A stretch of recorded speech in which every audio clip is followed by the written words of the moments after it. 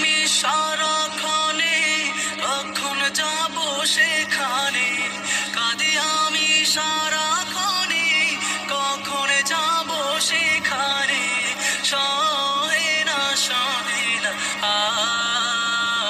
আর পরাণে। ও মদিনার মাটি রে, সকল সুখ বুঝি তোর কপালে। ও মদিনা রে,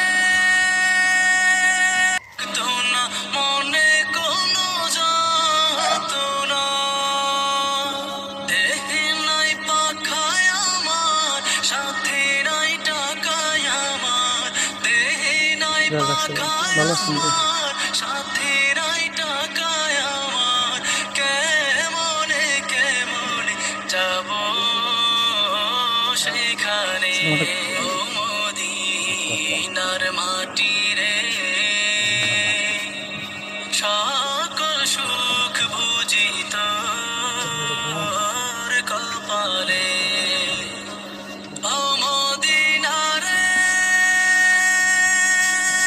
তোর কাছে গেলে আমি কত সুখী হতাম জানি, তোরে আমি।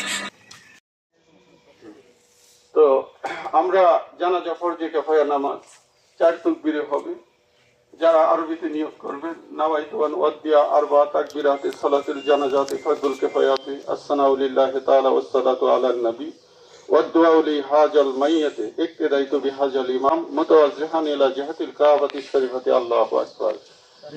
আর যারা আরবিতে না জানেন, 4 তাকবীরের জানাজার নামাজ কিবলামুখী হয়ে ফরজে কিফায়া ইমামের পিছনে ইক্তেদা করবেন।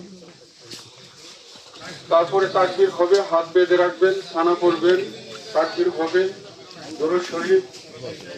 তারপরে তৃতীয় তাকবীরের পরে আল্লাহুম্মা গফির লি হাইয়িনা ওয়া মাইয়িতিনা ওয়া শাহিদিনা ওয়া গায়িবিনা ওয়া সাগীরিনা ওয়া কাবীরিনা ওয়া যাকারিনা ওয়া উনসানা, আল্লাহুম্মা মান আহইতাহু মিন্না ফাআহইহি আলাল ইসলাম ওয়া মান তাওফাইতু মিন্না ফাতাওফাহু আলাল ঈমান।